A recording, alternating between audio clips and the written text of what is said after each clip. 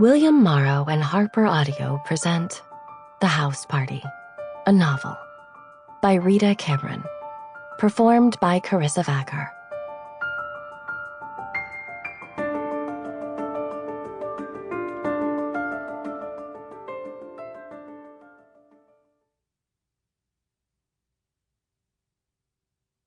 For Sean. April 2008.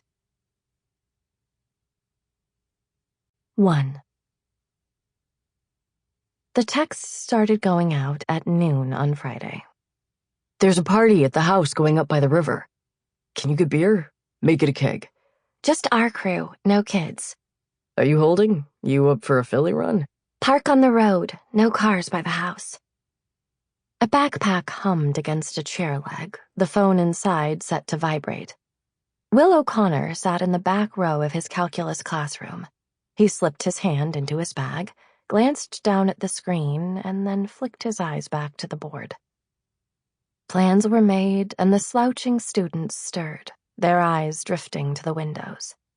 It was April, but it was warm, and graduation for New Falls High was only 6 weeks away. Final projects were just about in, and these last weeks of classes didn't really matter for the seniors. The students knew it, and the teachers knew it. The lessons were half-hearted and geared toward showing movies whenever possible. In any case, the kids who were going to college already had their acceptances, and their places in the class of 2012 were secured with Daddy's check.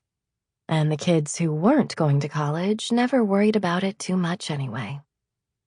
Will watched through the window as a few of his friends slipped out of the cafeteria doors and hopped into a car that would head down I-95 to a neighborhood in North Philadelphia, about an hour away. They knew a block there where they could buy Coke just by rolling down the car window, like picking up fries at the McDonald's drive-thru. Booze was even easier.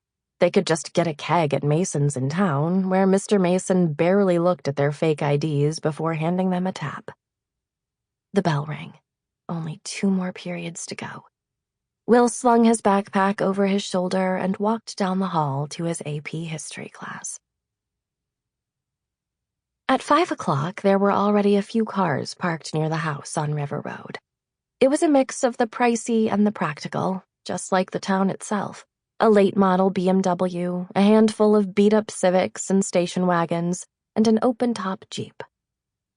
New Falls sat on the outskirts of the Philadelphia suburbs, nestled into the rolling hills of Hart County.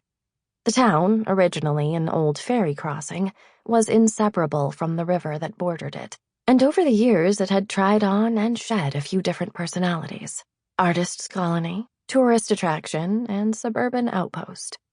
In the hills around town, sprawling horse estates sat side by side with tree farms.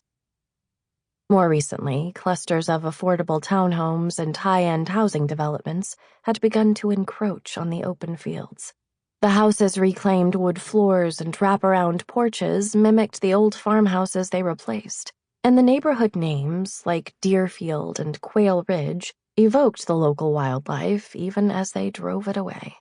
In theory, New Falls was within commuting distance of both Philadelphia and New York City, but the closest highways were nearly 30 minutes away, making the town feel either pleasantly secluded or isolated, depending on your perspective.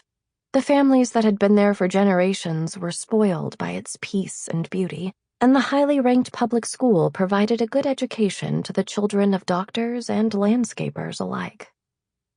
It was a town where everyone, if asked, claimed to be middle class, whether they had a Mercedes in the garage or a tractor they could barely afford to keep running.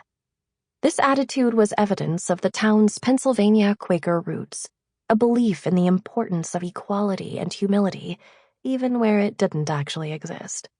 New Falls prided itself on retaining its character, and it was true that if you squinted, the town looked much as it had 100 years ago. But the house going up on River Road was new and different. A sign not of suburban sprawl, but of money and style, trickling down from New York. The sleek contemporary sat just north of town. Sample complete. Ready to continue?